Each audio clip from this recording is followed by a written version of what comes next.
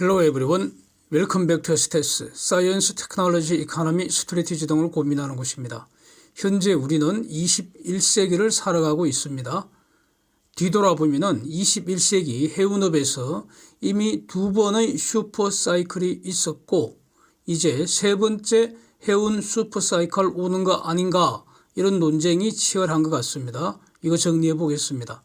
첫 번째 해운 슈퍼사이클은 2003년에서 2008년 사이 그때 중공이 국제무역시장에 등장하면서 중공발 특수가 원인이 되어서 해운업 전 분야가 호황을 누렸다는 것이고요.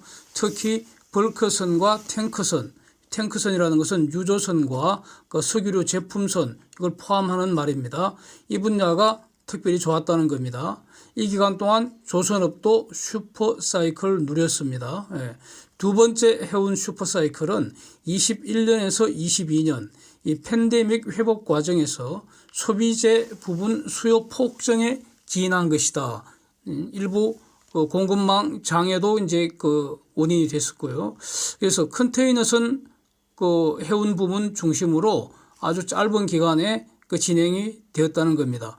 컨테이너 선사들이 2년 동안 번 돈이 10년 불황을 다 커버하고도 남는다 이렇게 평가가 되고 있습니다. 이 기간에도 조선업은 컨테이너 선박과 LNGC 중심으로 조선업 분야도 새로운 호황이 시작되어서 조선업은 지금도 이게 진행 중인 것으로 평가하는 것이 맞다. 저는 이렇게 보고 있습니다. 세 번째 해운 슈퍼사이클은 유조선과 제품 탱크선 분야가 되지 않겠나. 그래서 이 분야가 이미 사이클이 돌아가기 시작한 거 아니냐. 이런 논쟁이 지금 매우 치열하게 전개되는 것 같습니다. 만약에 유조선과 제품 탱크선 분야의 슈퍼사이클이 정말로 진행이 된다면 그 원인은 선박 부족이 가장 큰 원인일 것 같다. 이런 의견이 많은 것 같습니다. 이런 논쟁을 소개한 기사가 바로 보시는 프라이트 웨이브지 그 내용입니다. 이와 관련해서 그 사진도 또 하나 보시면은 유조선과 탱크선 전문으로 하는 그 해운사 주가가 사상 최고치 근방이고요. 지난 1년간 한 2배 내지 3배 정도 주가가 폭등한 사실 알 수가 있는데 이것도 여러 번 이전 영상에서 다룬 바가 있습니다. 그래서 이 선박 부족, 여기서 선박이라는 것은 유조선과 탱크선입니다. 그 부족한 원인이 뭐겠나? 그래서 프라이트 웨이브지 기사 내용하고 여기에 이제 저희 의견을 다 추가해서 정리를 한번 해본다면 유조선, 탱크선 분야가 그동안 발주가 매우 저조했습니다. 선대는 평균적으로 노후했다. 즉 선대가 다 늙었다는 겁니다. 곧 무덤으로 보내야 할 그 선박들이 굉장히 많다는 겁니다. 그런데 IMO나 EU나 인도 등에서 배출 기준 점점 더 강화시키고 있다는 겁니다. 또 설상가상으로 유크레인 전쟁으로 러시아의 오일과 석유 제품 등이 제재를 받으면서 기존 유조선 탱크선들의 톤 마일이 증가했다. 그래서 선박 부족 더 심화시켰다. 뭐 이런 겁니다. 그래서 현재 글로벌 주요 조선사들의 공급 능력도 매우 제한적입니다. 새로운 선박의 공급 탄력성도 매우 낮다는 겁니다. 이런 것이 이 말이 무슨 말입니까? 주문 후에 지금 줄 서서 많이 기다려야 한다는 거 아닙니까? 이런 것도 선박 공급 부족의 원인이 될 것 같습니다. 그래서 이제 유조선과 탱크선 운임 지수를 좀 자세히 살펴봤습니다. 유조선 운임지수 대표하는 게 발틱 익스체인지 더디 탱크 인덱스 BDTI 하고요. 발틱 익스체인지 클린 탱크 인덱스 BCTI입니다. 이 둘을 합쳐서 불빅스라고 하지 않습니까? 그래서 일단 이거 장기 그래프를 봤습니다. 장기 그래프. 엄청 좋았다는 그 첫 번째 슈퍼사이클 동안의 운임 수준이 지금 확인이 됩니다. 그렇죠? 맨 왼쪽. 그 후에 대략 한 15년 정도 이 분야 완전히 망했네요. 그렇죠? 그야말로 눈물 젖은 빵 조각으로 입에 풀칠하던 그런 거지 같은 시절, 불황의 시절을 지금 보냈던 것 같습니다. 예, 지금 보니까 그렇지 않습니까? 예. 그런데 대략 한 1년 전서부터 지금 상황이 달라지는 것 같지 않습니까? 운임이 장기 박스권을 벗어나서 이전 호황기와 비슷한 수준에서 놀고 있습니다. 물론 작년 12월에 그 단기 고점을 찍었었고요. 그게 이제 최근에 좀 하락을 했습니다. 그러고 나서 다시 오르는 상황으로 이렇게 정리가 되는 겁니다. 그래프 보실 때 파란 선이 현재의 운임 수준입니다. BDTI 같은 경우 최근 고점이 한 2496이었는데 그리고 저점은 403이었고요. 그런데 3월 24일 종가는 1622입니다.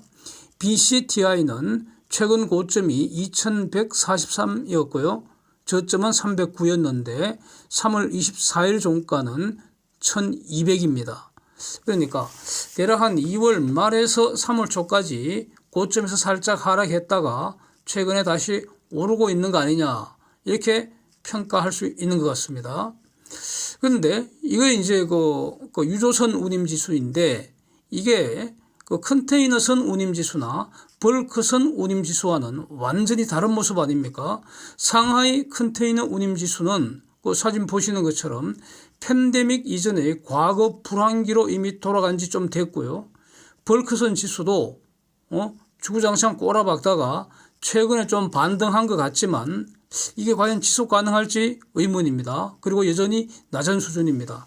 그러나 지금 유조선 운임지수는 매우 높습니다. 예, 거의 고점 근방입니다. 과거 그 호황기 수준과 지금 비슷하다 이런 겁니다. 여기서 이제 제가 그린 그림도 한 장 같이 보겠습니다.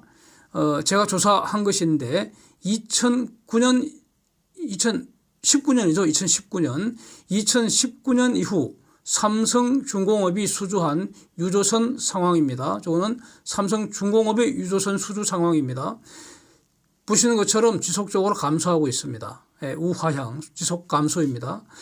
그래서 최근 유조선 분야 수주가 매우 저조했다는 사실을 다시 체크되는 것이고요. 그 다음에 이제 클락슨 데이터가 22년 말 기준으로 보고한 그 자료를 이제 삼성중공업이 정리한 것이죠. 그래서 IR 자료에 게시한 내용인데 그것도 한번 보시면은 글로벌 유조선의 총 척수가 22년 말 기준으로 2641척인데 이 중에 교체 대상인 노후선박이 784척이나 된다는 것이고 그런데 지금 그 오더북에 남아있는 것, 발주된 것, 글로벌 조선사에서 지금 만들고 있는 것은 134척에 불과하다는 겁니다. 그래서 선대 대비 5%밖에 안 된다는 겁니다. 매우 낮은 겁니다. 역사적 저점에 근접한 그런 수준으로 보입니다. 이 말은 조만간 유조선 상당한 발주 불가피하다 이렇게 해석을 하는 것이 합리적입니다.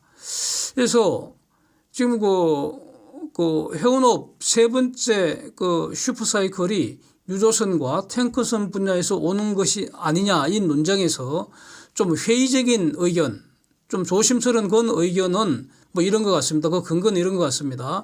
에너지 메이저들, 가령 엑선이나 BP 등등이 그 고가로 즉 비싼 가격으로 장기 용선 계약한 거, 여기서 장기라는 것은 한 3년 이상, 요 부분이 아직 본격적으로 늘어나지는 않았다. 뭐 이런 걸 제시한다거나 아니면은 과연 앞으로 원유 물동량이 계속 증가할 것이냐. 요거 아직 잘 모르겠다. 뭐 이런 걸 내세우는 것 같습니다. 현재 지금 운임이 높은 거는 뭐 누구도 부인하지 못하니까요. 뭐 그렇습니다. 그래서 근데 이런 어떤 회의적인 시각을 잠재울 수 있는 아주 중요한 자료, 이게 바로 최근에 발표된 노르웨이 최고의 해양 컨설팅 기업인 리스테드 에너지의 발표 자료 아닐까 하는 생각이 듭니다. 예.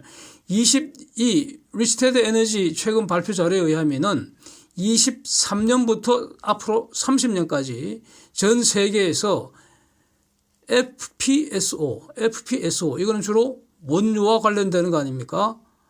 새로 발주될 FPSO가 대략 한 48척가량 될 것 같다는 겁니다. 남미의 19척, 유럽 9척, 아프리카 7척, 이런 걸 이제 구체적으로 국가마다 이렇게 쭉 제시를 하고 있고요. 22년에 전 세계에서 8개의 FPSO가 발주가 됐고 23년에 금년에 새로 12곳이 발주될 예정이라는 겁니다. 예. 그래서 이 말은 과거 첫 번째 슈퍼사이클 때 그때도 그 당시를 해양 플랜트 황금 시대 골든 이어라고 그때 평가를 하고 있지 않습니까?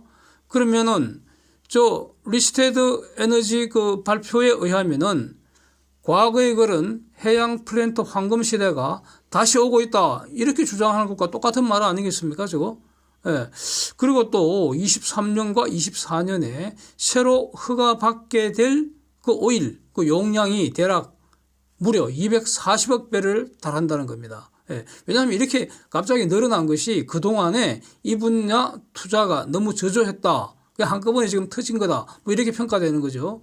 그래서 이렇게 만약에 새롭게 생산되는 저 오일은 배달을 해야 되는데 이제 둘 중 하나죠. 파이프 아니면 배입니다. 유조선입니다. 파이프 아니면 유조선입니다. 그런데 FPSO가 급증한다는 것은 저거는 파이프보다는 유조선 수요 급증과 연결시키는 게 맞지 않겠나. 그래서 그냥 퉁쳐서 간략하게 대략 한번 산수를 해보면은 추가로 늘어나는 저 배럴을 오일을 배달하기 위해서도 VLCC, 이 VLCC는 한 방에 200만 배럴을 배달할 수 있는 그런 초대형 유조선인데 VLCC 기준으로 최소 100척 정도 신규로 필요한 거 아니냐 이런 겁니다. 여기에 교체 수요까지 더하면은 엄청나지 않습니까? 그래서 결국 선박 부족으로 인한 제3차 해운 슈퍼사이클 이미 돌아가고 있다. 이런 주장이 맞을 가능성이 높지 않은가 이런 겁니다. 그래서 이것은 유조선 탱크선 운임이 고공행진을 앞으로 지속할 것이다. 이렇게 전망하는 것과 같은 말일 거고요. 이 말은 조선사한테는 기존의 LNGC 수요 증가하는 것에 더해서 이제는 유조선과 탱크선 수주 증가도 이어지는 거 아니냐.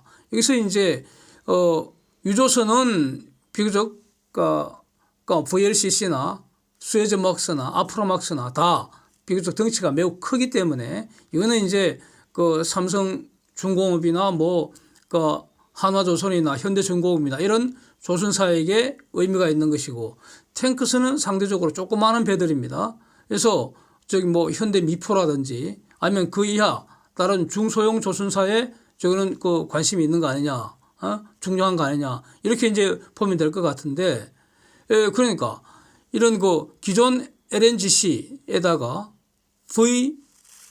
VLCC, Very Large Crude Carrier, Crude Oil Carrier 이런 대형 유조선, 그 다음에 FLNG, FPSO와 같은 해양 플랜트 이런 게 지금 조선업종에 가시한다는 말과 같은 거 아니겠습니까? 매우 중요하죠, 이거. 그래서 이제 선박의 상대적 수주 가격을 한번 살펴보면은 LNGC 가격은 지금 현재 가격이죠. 대략 한 척당 벌써 2.55억 달러 정도 하지 않습니까? 2억 5,500만 달러 정도. 이게 이제 계속 상승세 유지하고 있는 것이고요. 컨테이너선과 유조선은 이제 선박의 용량이 다 다르게 제각각이기 때문에 일률적으로 말할 수는 없고요. 대형 컨테이너 선박 같으면은 작년 제가 기억하는 데이터가 한 척당 대략 한 1.4억 달러 정도 됐고요. 대형 유조선은 그 이전 자료인데 대략 한 1.1억 달러 이내였던 것 같습니다. 그런데 지금부터는 어떨 것인가? 지금 대형 유조선의 경우에도 그동안에 이제 기술 혁신된 가령 LNG 추진 방식이 채택될 가능성이 저는 가장 높다고 보고요. 그러니까 이전 선박보다는 가격이 올라갈 여지가 높고, 그 다음에 조선사 도크도 지금 경쟁이 심합니다. 그러니까 희소하니까요. 그래서 이제 값이 올라가야 되고요. 유조선 만드는 값이 올라가야 되고, 왜냐하면 비싼 도크를 사용해야 되니까. 그 다음에 임금이 더 많이 올랐고, 이런 거 다 고려하면은 대형 유조선도 성과 최소한 30% 이상 올라서 시작해야 되는 거 아니냐. 그러니까 한 1.4억 달러 내외에서 앞으로 그 수주 가격이 형성될 가능성이 높지 않겠나. 그래서 도크 경쟁 관계, 즉 도크가 희소하다 이런 점을 그 고려해서, 즉 도크의 공급 탄력성은 지금 매우 낮다는 겁니다. 예. 그래서 조선사가 만약 서두르지 않는다면은 유조선 성과도 지속적으로 앞으로 올라가지 않을까. 이렇게 정리할 수 있을 것 같습니다. 그래서 이제 오늘 여기까지 하고요. 다음 영상에서는 이제 리스테드 에너지 매우 중요한 내용인 것 같아서 이걸 중심으로 해서 해양 플랜트 황금 시대 다시 오고 있다. 이런 내용은 저도 이미 리스테드 에너지 보고서 나오기 이전부터 저도 여러 번 그 영상으로 말씀을 드린 내용이 있는데, 이제는 그 리스테드 에너지 보고서 중심으로 해서 그 내용 다시 한번 다뤄보겠습니다. 네. Thanks for watching. See you next time.